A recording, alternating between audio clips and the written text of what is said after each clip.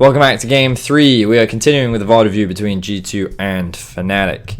If this is the first one that you are checking out, well, this seems very odd, but fair enough. In any case, be sure to like and subscribe. I think that's what the YouTubers say, right? Right, Twitch chat? Speaking of Twitch chat, you could be here with them, the community. Every week I do VOD reviews, normally on a Monday, normally at 6 p.m. And you can be a part of this fantastic team that asks me, hey Vedius, what do you do with your fingernails after you cut them? And hey Vedius, if you could count to 10, in what order would you do it? So let's jump into the draft for game number 3. As we can see, the bans haven't changed at all. They're very much the same as what we've seen, so I'm not really going to explain them because I've already done that. The Silas priority is continuing for G2, Akali and Gragas once again for Fnatic, and then they do Kai'Sa Kled. Now the problem with prioritizing the Kled now is it allows Fnatic to also prioritize the Jax. So we don't really see a lot of variation in terms of actual pick priority. We're just seeing we're not seeing variation in the champions, we're just seeing a variation in the pick priority.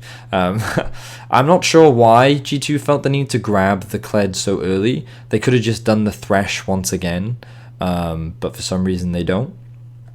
And by going for the Kled, it means that Fnatic can immediately get the Jax, so they get a winning matchup in the top side of the map. Fnatic then choose to ban away Skarner, and they actually ban the Thresh away this time, which does leave the Sejuani open, and then G2 ban away the Xayah plus Karma. So they don't want to allow Fnatic to go for the Karma bot lane. They're also like, why not? Let's just take Xayah away because of how strong she is as a champion. This then gives Fnatic the option to go Tristana Shen. So the cool thing about Shen is his Spirit's Refuge is really good against both Sejuani and Braum because he blocks auto attacks, which is what applies the passives from both of them, and it's also a really powerful kill lane. Tristana Shen gives you this all-in kill pressure at level 2, and it's really effective against Kai'Sa lanes because you can basically just shut her down very early on. You can also shut down the Braum as well, so obviously Braum is a little harder to kill because it's Braum.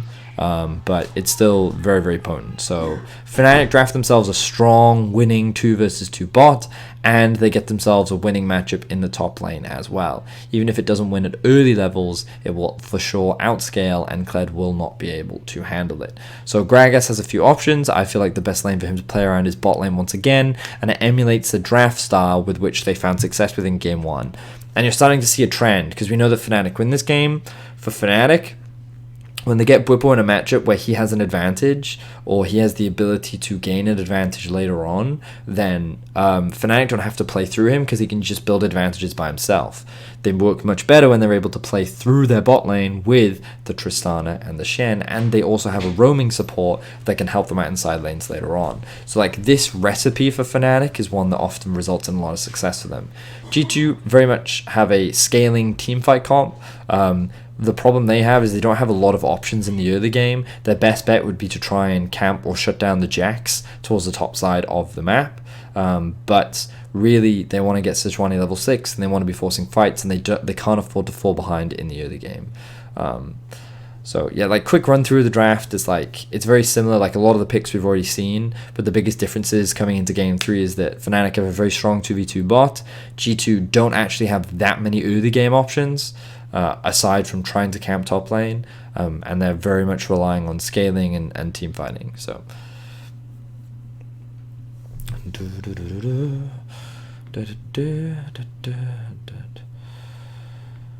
if they grab Thresh Game 3, the series ends with 4 games. Yeah, like I'm not a massive fan of this Kled priority here. I'm not entirely sure why G2 decided to do it, especially after if Fnatic is just emulating what they did last game, then G2 should just look to emulate the same. I guess the only thing they're worried about is that Fnatic would look to ban the Kled away, so they want to secure Kled as early as possible, which is why they do this.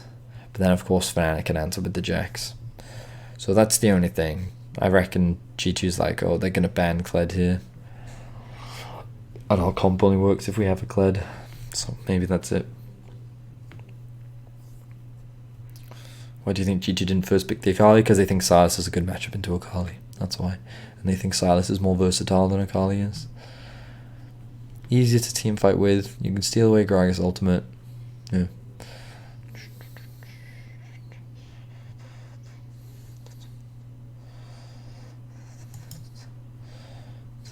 Alright, let's jump into the game. Game numero 3. So you can see G2 just grouping up, seeing for potential Shen invade.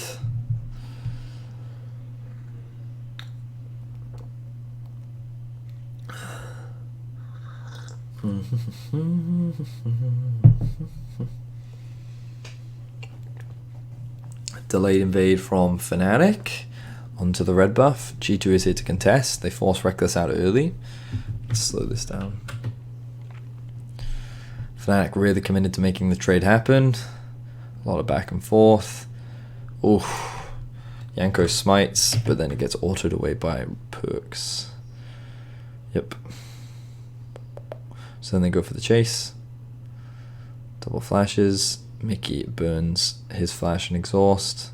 And then they get the kill. So first blood goes into the back pocket of Yankos. G2 have a very strong early game lead, but bot lane burnt all of their summoner spells, which honestly probably wasn't worth. Because the problem with this is it guarantees Reckless and Hylissang prior in this lane. But I mean, they were going to get it anyway, because it's Shen Tristana.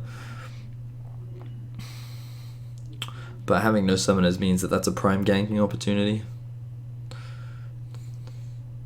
Now, I seem to recall Whipper actually falling really far behind in this lane, but I was really confused as to why. I can see that he's trading a lot, but... Oh wow, Wonder actually starts Doran's Blade in this matchup. Because we're a very early base. Now is this building a bit of an advantage in mid lane? So there's the all-in. Shield mitigates a lot of the damage.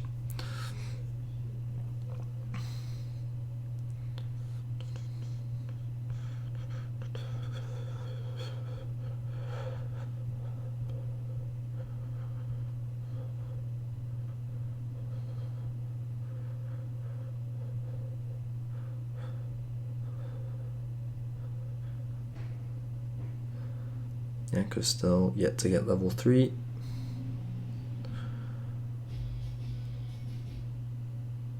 So I wonder if Wonder gets like a freeze here.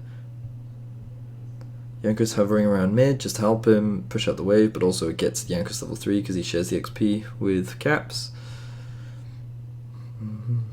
Now I've got that song stuck in my head now. Oh, Yanko's going for bot scuttle without proper support. As I'm saying that, the bot lane of Fnatic gets collapsed on and they're forced to disengage.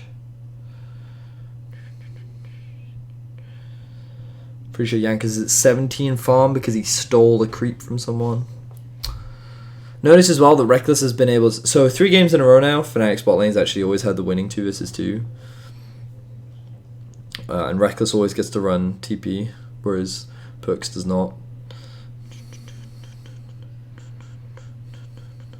So like Reckless's laning phase is usually a lot easier, which is also why I think he comes out ahead a lot.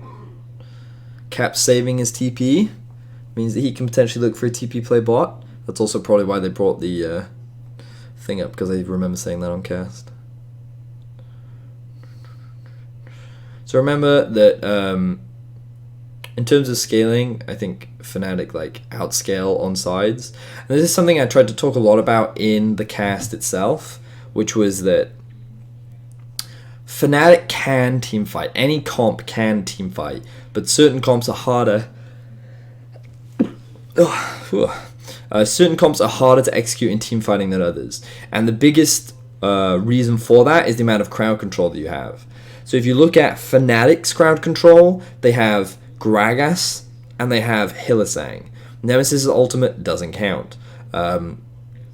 Which means that their ability to force a fight... You make so many gross noises. I'm sorry. I know I do.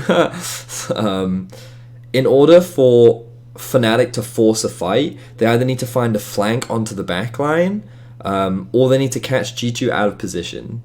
But even then, G2 has so much peel and disengage and CC that it is very difficult to fight G2 in a 5v5 situation, especially considering how well they scale. So Fnatic, the best way for them to win is actually to get their 2 solo laners ahead and try and split the map up.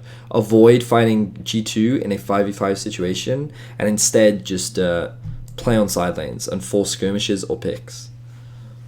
And it's really easy for them to do that with a Shen as well, because if you ever get yourself into a 1v1, you just Shen ult, and then it's 2v1 instantly.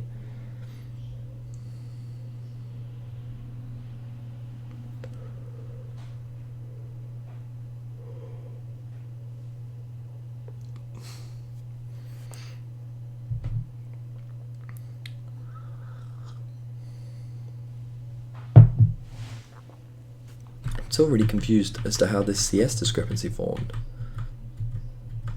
He must have gotten a freeze. He must have, because look. It's even here, and then this wave.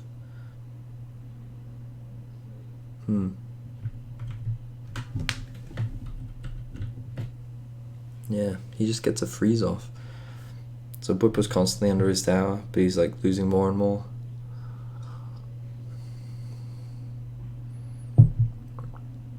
And he can't unfreeze it, it looks like. So the wave just stays there. It's just awkward.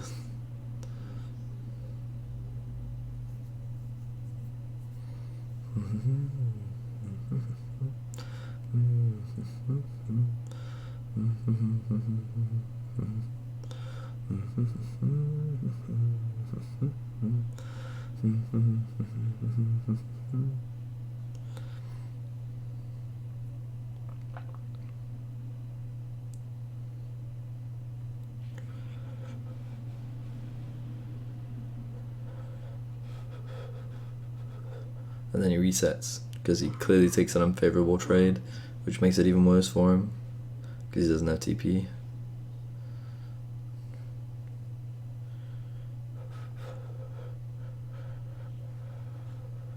Oh, he went straight for armor boots rather than the Tiamat. How interesting. Jankos soloing the Drake.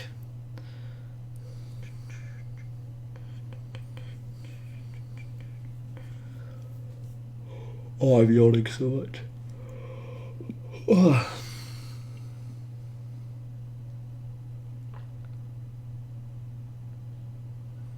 There's the all-in again. Oh, I remember this.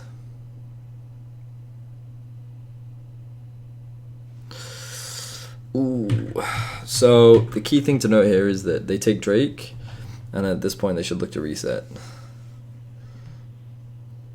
But instead, Jankos actually goes bot because Reckless and Hylissang force an all-in. Bear in mind that he's got level 6, which is why they're doing this. And Mickey's slightly out of position here as well. Really good exhaust, buys a lot of time, but that ulti then gets the execute, and then Reckless is forced to flash out. Honestly, that exhaust made this play much better for G2. But then they chase after Reckless. You can see that he's not quite in execute range. At this point, they should try and disengage because they don't have mid prio and Brox is on his way. Instead, they overcommit. Even if they get that kill, I don't think they get away with all of this. Yep. So then the Akali gets really strong. The Tristana just got a kill bot. And wonders outside to lose the 1 versus 1. Oh, why am I yawning so much?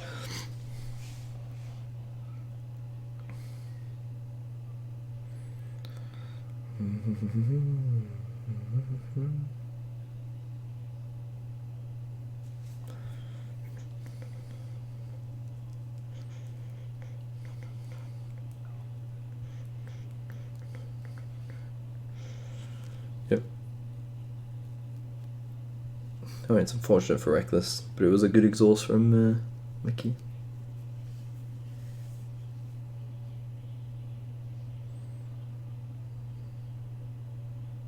So you can see now huge CS discrepancies building because Cap's also TP'd to bot lane. So Nemesis was able to pick up all this extra farm. They tried to go for the all-in again.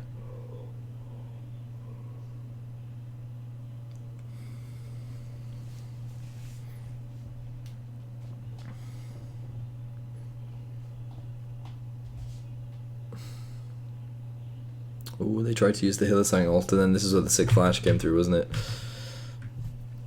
And I didn't pay attention to it at all. I was just like, all I could care about was what's happening on the map. They were like, talk about this, and I was like, yeah, but I mean, he flashed.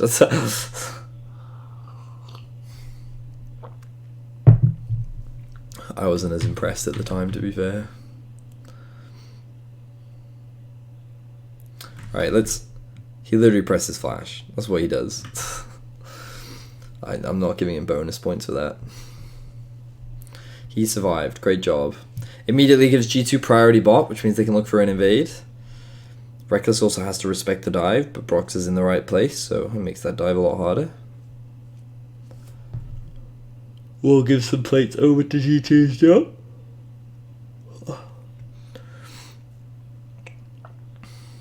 So, top lane definitely not quite going as expected, but mid lane and bot lane going very well for Fnatic, so they're in a good position.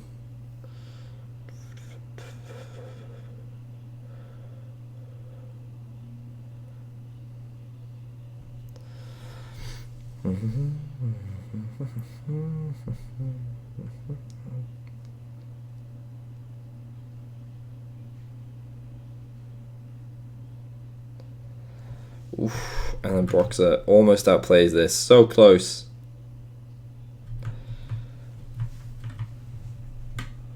So you can see Broxer immediately pass up towards top. Forgets blue, forgets raptors. He's just like, I'm coming. And he's like, I'm going to gank this as well. Of course, there's visibility on it. They both should see each other. Please stop yawning. Holy moly. Broxer flag. Does he actually connect that?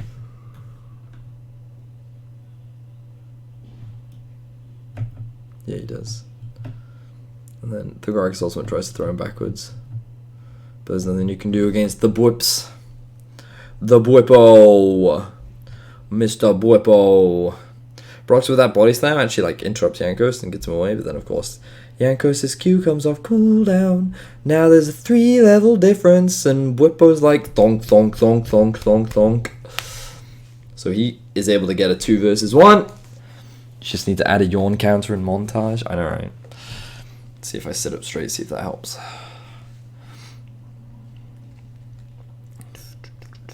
Notice how much prio Nemesis is getting this time around compared to last game.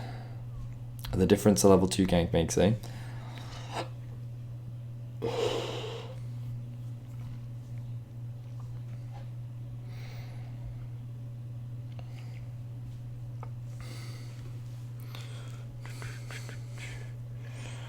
I mean, Fnatic could look for a Drake right now if they wanted to, but I think that he should be clearing his topside jungle if you're Broxer, and then start pathing down. Pathing. Making a way down. Oh, but interesting. They're actually valuing this over the Drake. In an ideal world, G2 would be able to cross-map this, but Sejuani was topside, so they couldn't. Wonder that's also why Wonder's doing Gromp. Because Sejuani doesn't really want to go back to topside, I don't think. She wants to do red after this.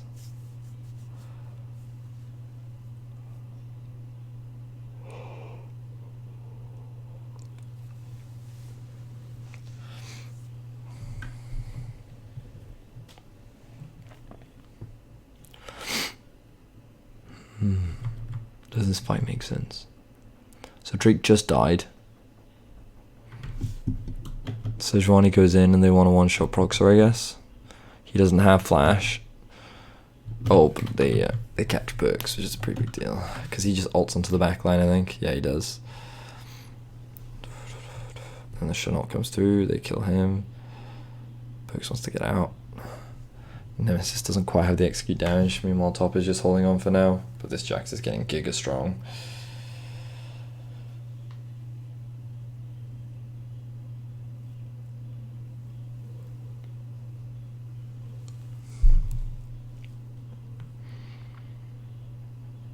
Wow.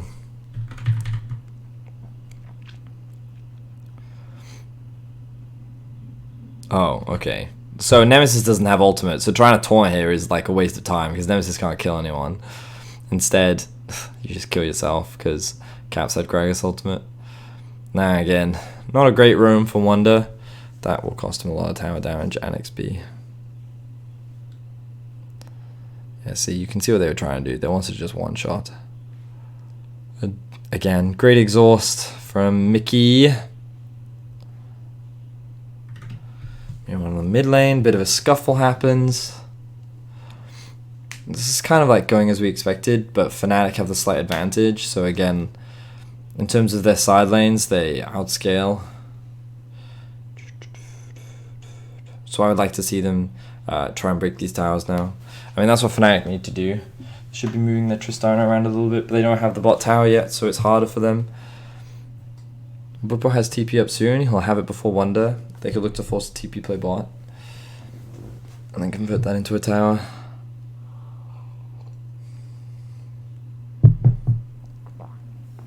Which is exactly what G2 is looking to do right now. But Kled has to base in order to catch the top wave because it's going too quick. This is how Fnatic should be using this with push though. So Kled is forced to back. Bwipo now has TP, so he can start moving towards his team if he wants to, but he's not going to for now.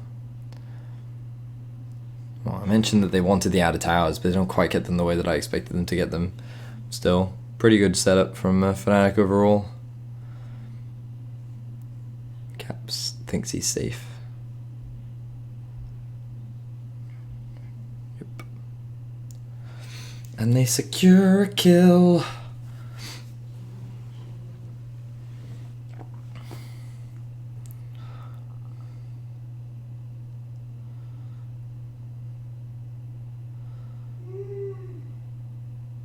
See, even Medic's yawning now. I can hear him from in here. So Bwipo should probably reset with the rest of his team. Akali's going back to base.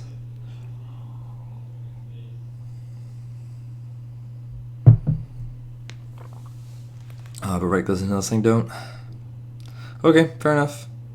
The resets are a little disjointed, but they should be back in time in order to be back out on the map in time for Drake.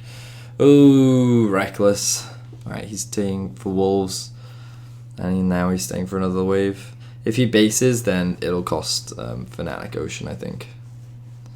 So I think he has to stay if they want to challenge. He's probably sitting on a lot of gold, so challenging with all that money is kind of dumb.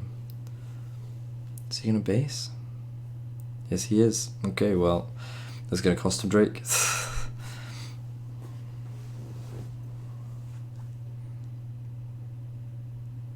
Yeah, it's kind of what I expected to happen. But then Jax arrives. Let's slow this down. So look at how easily Bwipo gets onto the backline. The ulti actually misses from Mickey, I think.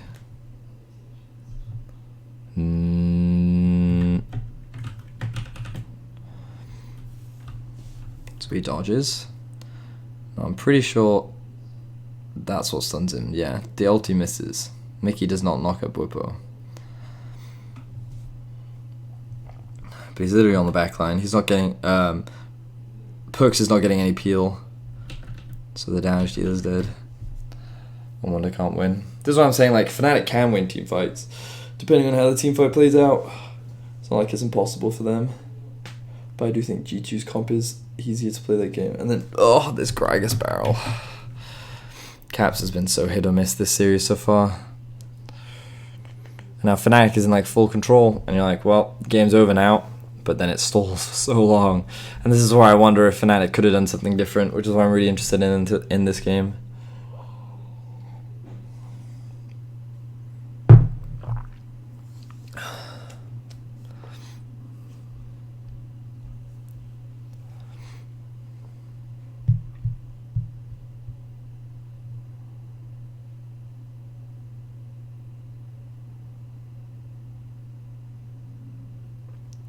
Yeah, not enough peel for perks. This champion is also like really dumb. I'm just gonna thonk you all day. Just that. I guess he wanted to into Reckless.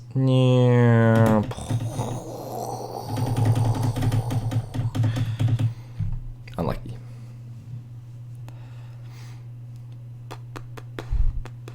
Oh, look at how strong this Jax is. Perks? Why did he ult?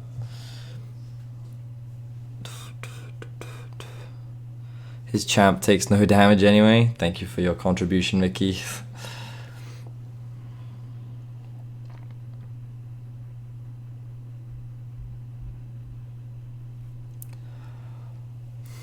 My ear is kind of itchy.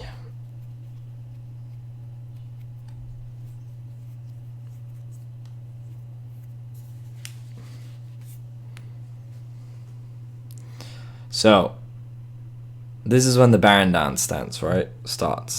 Now, obviously, Fnatic are kind of squishy, so them just forcing Baron is difficult, especially when they don't own this quadrant of the map. So I like that they go back to mid lane. This makes sense. Game prior, and then I'm like, okay, you actually want to start playing through enemy jungle now, I think. So they drop these wards. They need to get over to blue buff. They do have a wave pushing in, so they should be able to do it. Rectus is there, but they're worried about engaging. Okay. And then this is when Fnatic spent like a lot of time just dancing around, which really irritated me.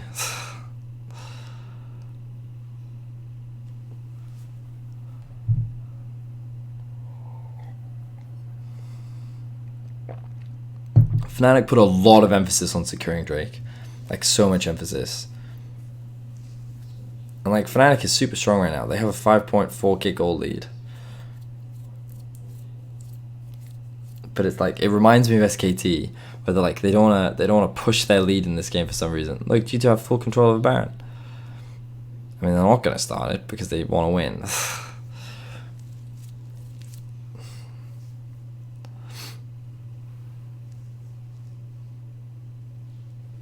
So there we are. They reclaim control around the Baron, and then they're gonna reset and they're gonna lose it all.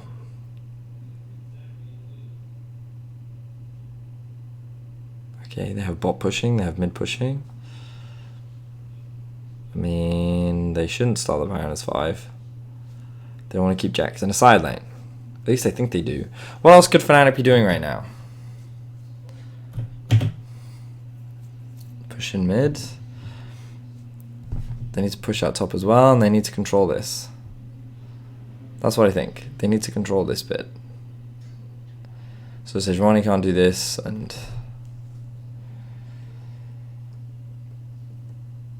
Oh, caps. Oh! See, this is my point. This is my frickin' point. This is what I think Fnatic should be doing all the time. Because look at how strong Nemesis is. Like, sure, he misses the ult. Like, they don't get this kill. But they forced a flash out from Yankos. And now they've generated enough pressure that they can just move into the enemy jungle and do whatever they want. And this is what I wanted to see Fnatic doing way more. And they're like, nope, don't want to do Baron. Don't risk it. Nope, don't want to do Baron.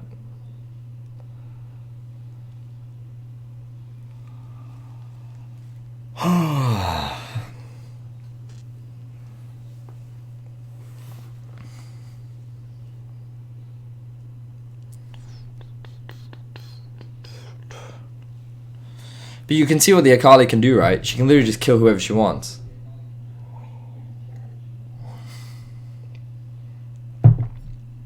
Nemesis is so fed. It's actually ridiculous. Okay. Once again, the setup. So I was saying in the cast that like Jax could literally just be hitting on the enemy tower. Like, it's tough against Kled, you can't just dive him, but they were so determined to play like this 5v5. But then again, they would immediately disengage. So to me, it suggests that their main strategy was just to force G2 into a mistake, but G2 just wasn't making it. They didn't want to take the risk, so they didn't bother. Okay, so now the 2-man start ends in disaster, so now they have to reset once again.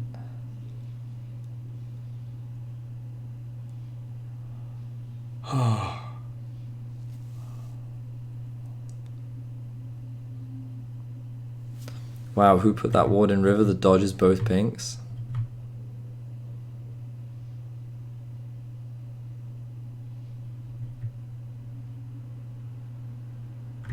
This one?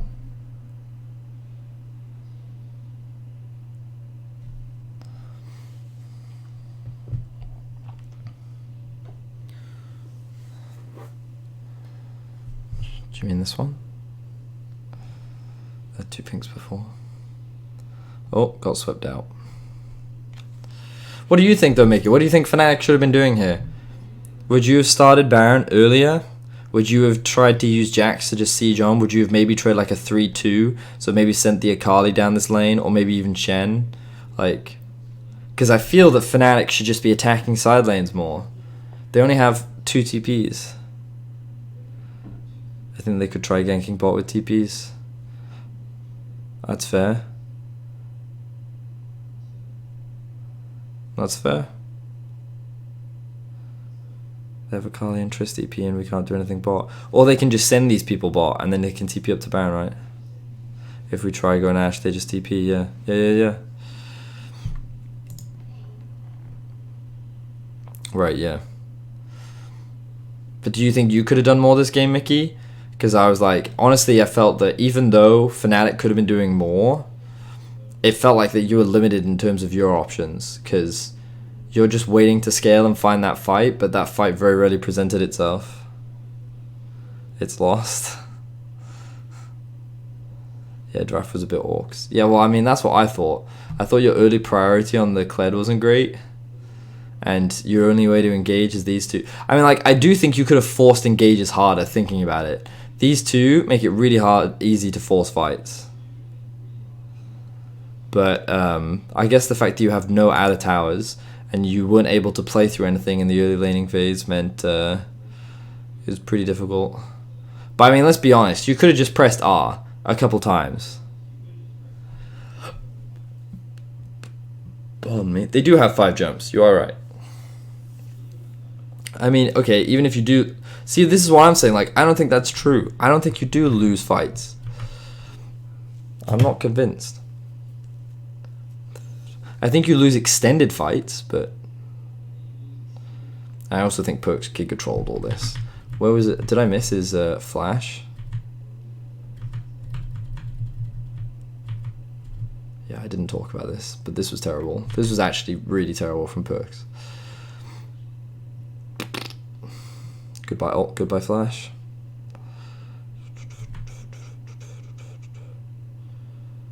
Yes, he did. Perks did in fact walk into... Actually, they had no wards there, what the fuck.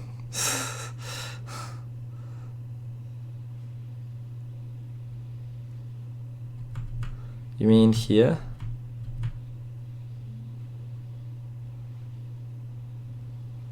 Oh, you think this is safe because you've just cleared out all the vision?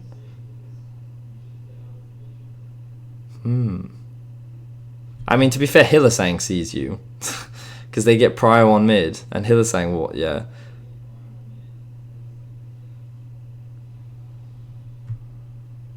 Hylissang literally just walks in. He's like, hey, what's up?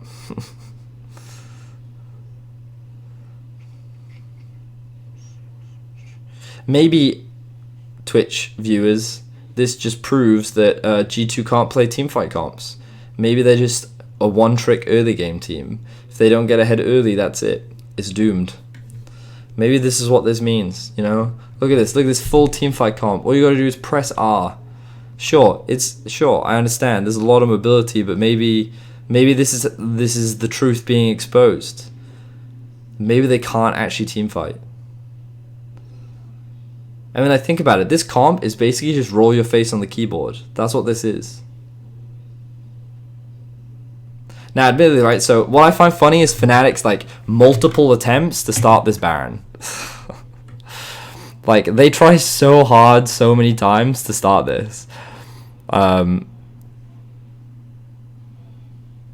they just keep disengaging. They tried, like, 4 times this game to start this Baron. And I'm like... Ugh. The thing is, I think you're at a point now, right, where this guy doesn't kill this guy anymore, so they just hold each other bot lane. They just hold hands. And I'm like, this guy's eventually going to get to a point where he can just murder everything.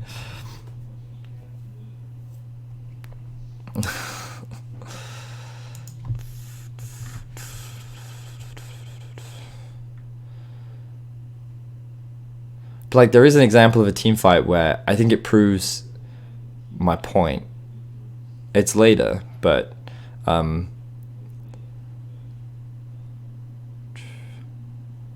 like, I'm not convinced that this so this is terrible. This was just, oh, I need my tissue. Where's it gone? This is just Perks walking into melee range and killing himself, which was great.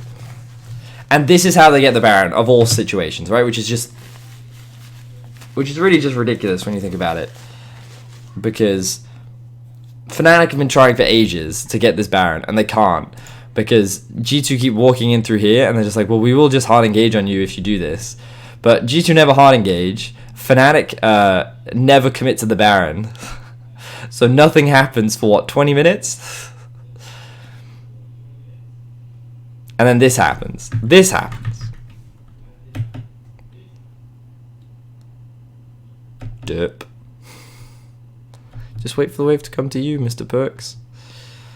This is a Perks play, not an Umayan play.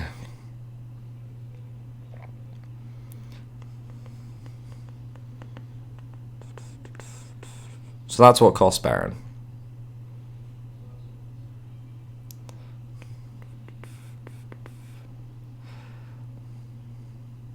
So now you can see that Fnatic start playing the split push. And at this point, G2 get constantly split up, but I don't think they have the wave clear to properly stop. So now it's super easy for Fnatic to siege. As long as they don't group. Well, that was a pretty good ult from Jankos. How many else did he miss this game? I must have not paid attention to them. All that yawning made me miss a bunch of stuff. I'm now way more awake, which is good.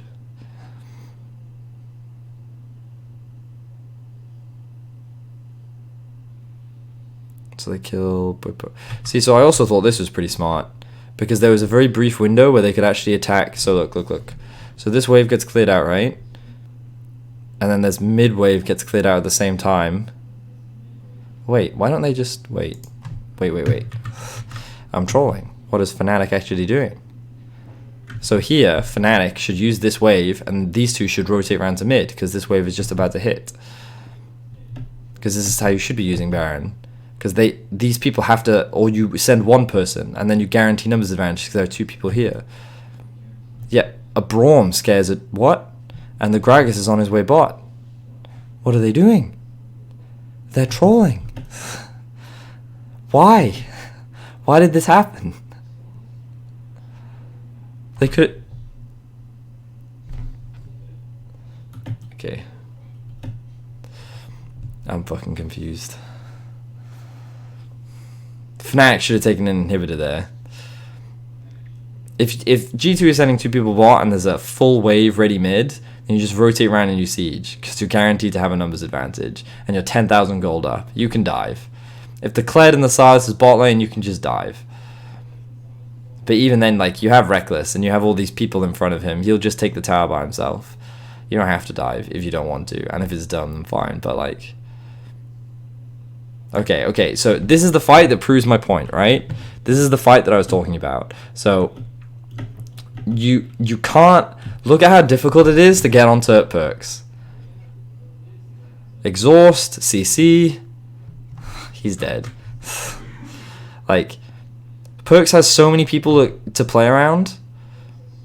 And this is my point. This is why I think this comp is actually like strong at team fighting. The problem is it's not good in extended fights because they all rely on their ultis. So once the ultis are gone, you can't keep fighting. Whereas these guys don't. It helps that Broxy didn't use his ulti. But Bwipo doesn't need his ult to be useful. Neither does Reckless. But these guys do. So the longer they stall around here, the worse they're in. But like at the same time, they can't just leave, because I'm sure they would love to reset, but they can't, because if they reset, they give up the Elder. And Tristana can solo the Elder, so they have to. And this is where I made my dumb TP, because I see him disappear, and then he comes back in, so I think that he's base, and then he TPs in, and then he surprises them. Because I'm an idiot. Yeah, so then they try to contest, and then they walk into Broxer, who's sitting on a ward. No, it's the Hylissang that I think they... I'm surprised that they don't see the Hylissang, though.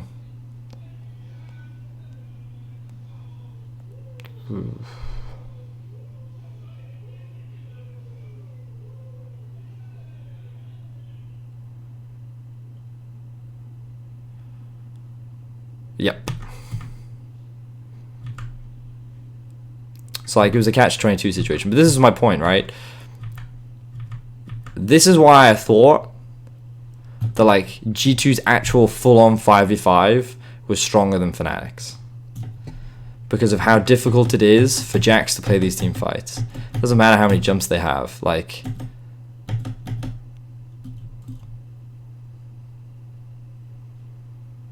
and I think G2, if they felt like they were going to lose anyway, should have just pressed R more often. Because to be honest, they didn't. It's not like this comp is difficult to engage with. I mean, the real risk you have, right, is when Fnatic split. So if you tried to force a 5 versus 4 around Baron and then Jax's bot lane, which is also part of the reason why it's probably a stalemate. But there must have been, like, I don't know. There must have been opportunities where G2 could have potentially forced a 5v5.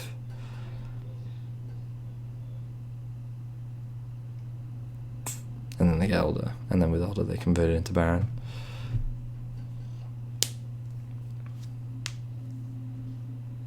Why are you questioning Fnatic macro? Because their macro isn't great, at least in this game.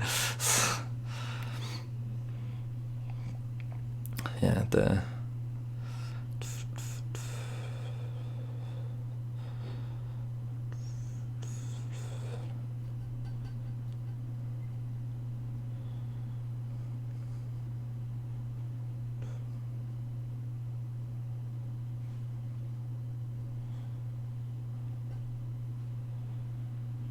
wait, who got the blue?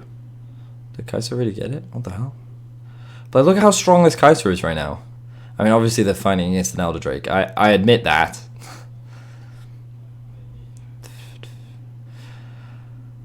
I basically feel like Fnatic, with the gold advantage that they had, could have ended this game significantly earlier than what they did.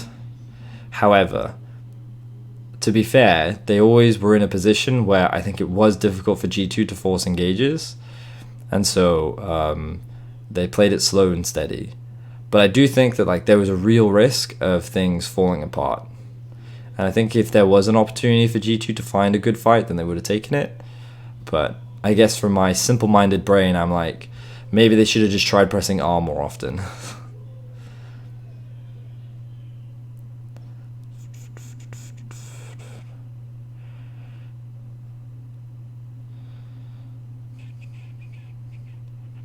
Yeah, I'm not saying that like G2 could have just pressed R and they would have won, right? Because that's just objectively not true. But I do not think that Fnatic played this optimally. And that means that there must have been holes that could have been attacked, right? I guess that's the logic. And if there were holes, then there could have been an opportunity to turn around. But at this point, it's just a massacre.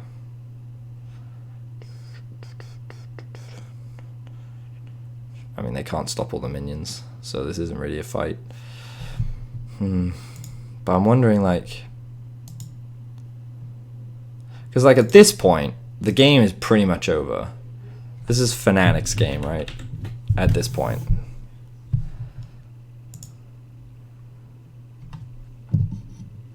So now, if we...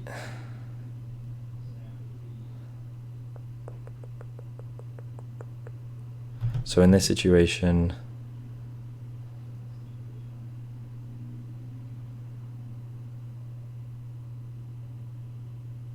see what I mean? They're like,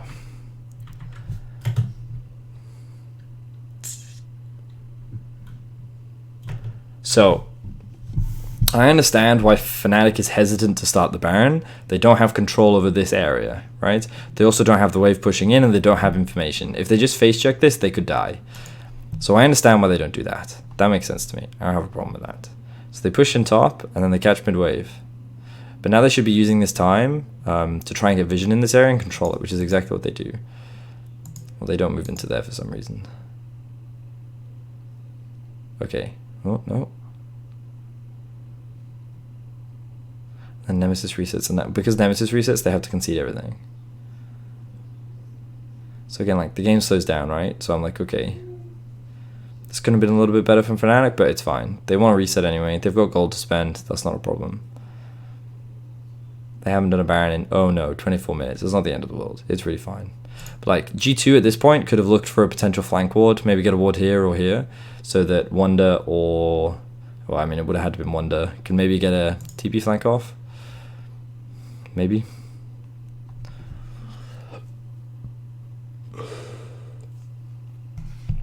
But look, at this point, Fnatic is grouping. So I'm looking at this. The side waves are here. Just engage. What's the worst thing that happens? You lose, and you lose Baron. Well, you're probably going to lose anyway. You're 6k gold down, or 5.5k gold down.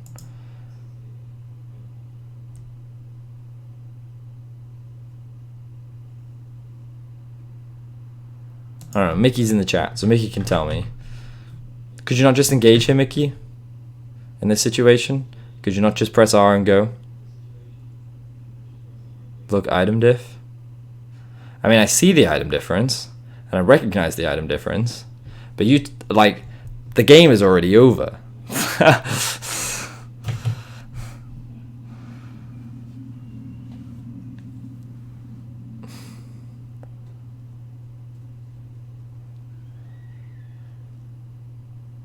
We thought we outscale, spoiler, we don't. I mean, I think that if you have a full 5v5, you can outscale. Also, you just want Kled to ult down mid. I mean, like, I didn't say it was optimal, nor did I say it was the best strategy, but you actually don't do anything in this game.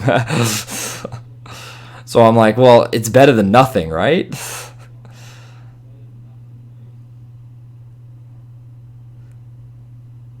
Alright, let's wait for the items then. Let's wait for the items, and then we'll see if another opportunity comes up. Because, I mean, to be fair, like, Fnatic stole this game out for way longer than they should have. Kai'Sa Muramana is very strong. You are correct. So at this point, Kai'Sa has items now. At this point. So let's see if we can find another opportunity. So, like, these are the plays that I actually wanted to see Fnatic make more often. I mean, admittedly, G2 played very defensively. I don't know. Maybe, like, I'm nitpicking for the sake of nitpicking. But, like, in my opinion, if a game has gone on for 40 minutes, something has gone wrong. Because when a team has this kind of a lead, 6k gold, and it takes you 40 minutes to end a game, I feel like something has to have happened. So that's why I'm trying to be nitpicking. It's not like I hate Fnatic or anything. But... And this is why I'm saying now, right? So if Fnatic is stalling for this long, what are the windows with which G2 could attack?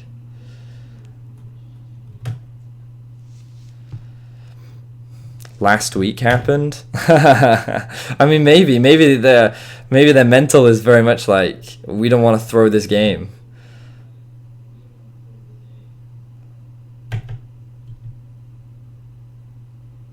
So Akali now has Death Gap. So Mickey's like, we can't fight anymore.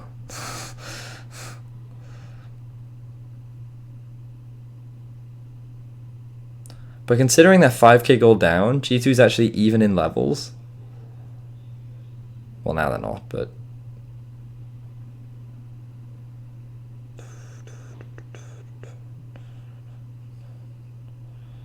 The funny thing is, I think Jankos hasn't actually cleared a bot side jungle camp, like, since 20 minutes. I think he's literally only stayed topside. I think the only way we win is if we catch them when they face check.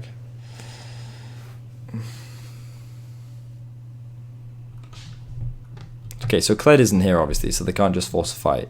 Like, maybe this is an opportunity. Oh, no, there's the... Oh, oh no. If that lands, maybe Kled TP's in and then they can go. This is probably your best bet, this situation right here. This one. If you kill Kali here and she dies, then you can probably win. Unlucky.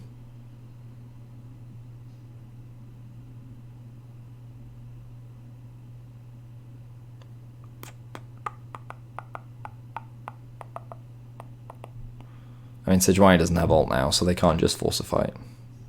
I'm just surprised by how tunneled Fnatic was on this Baron. And then, of course, Perkz makes this mistake, which ultimately leads to the Baron.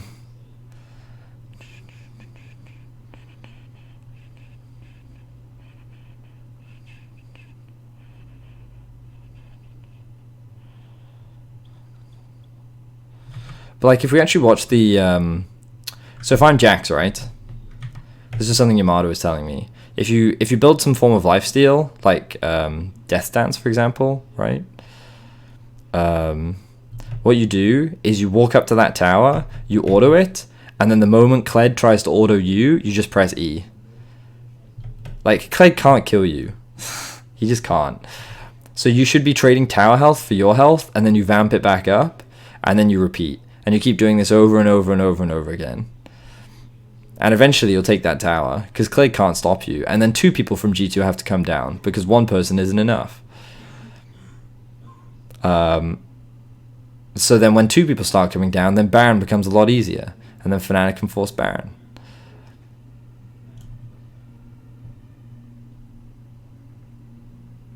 So this time Fnatic is like, well, let's try and sneak it. So there's another opportunity where they can force Baron. Sorry, force a fight. But they don't have any waves to play with, which is part of the problem. And like, I mean, one of the biggest issues that they had is because they had no early lanes to play around. They didn't get any towers, so like gaining priority in any lane is almost impossible for G2. I think maybe if they could have extended their vision line at least past the river, then maybe there would have been better opportunities for them to fight. It's tough. And then of course Perkz died. So like, my problem with this game is that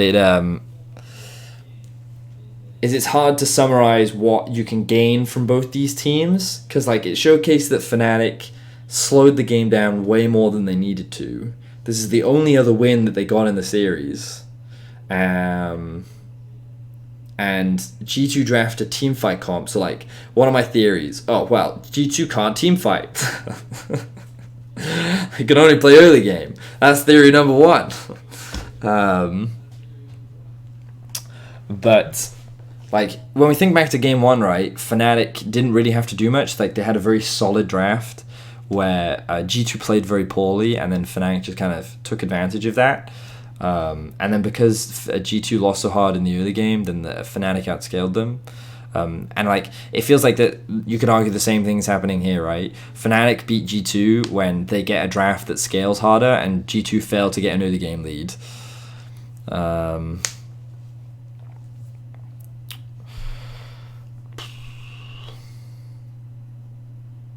It's tough. Yeah.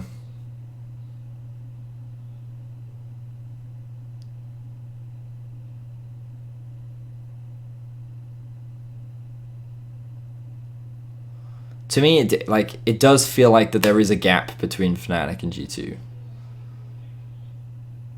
Like, I'm going to keep looking for it in, like, the next game. And I don't think Fnatic is stupid. I don't think Fnatic is a bad team by any means. I just feel like that there is a gap. And I feel like that the games are more dependent on the performance of G2 versus the performance of Fnatic. And maybe that's unfair on Fnatic, but based on what I've seen, that's just very much what it feels like.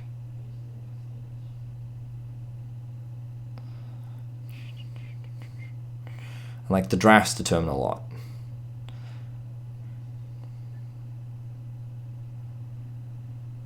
At this point, they don't have the damage to be able to just kill the Akali. Anyway.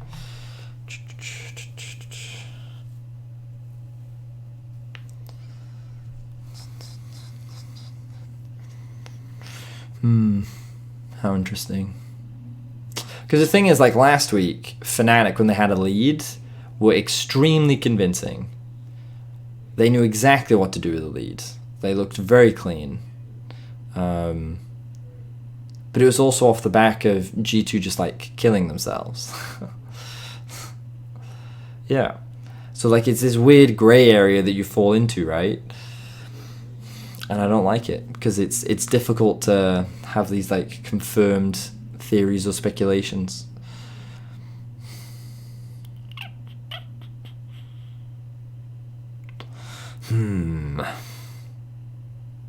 Is it more that Fnatic have a consistent level and G2 fluctuate? Not really.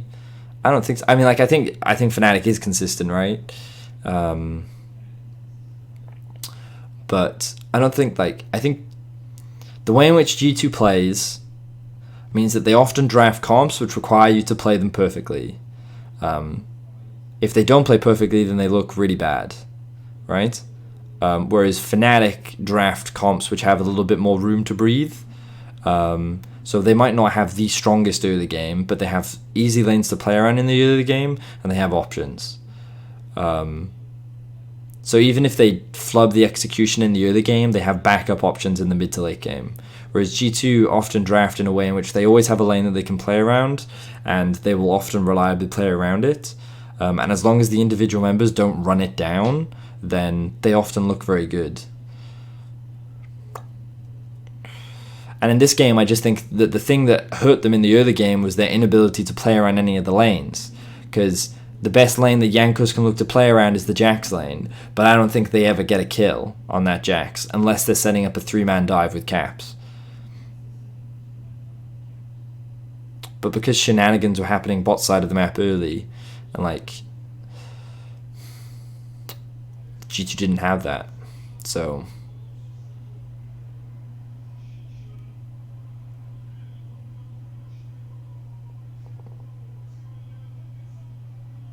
Last week when they had a lead, they had global, so help them. However, in game 3, they show the same issue in this week. Yeah, I think to a degree.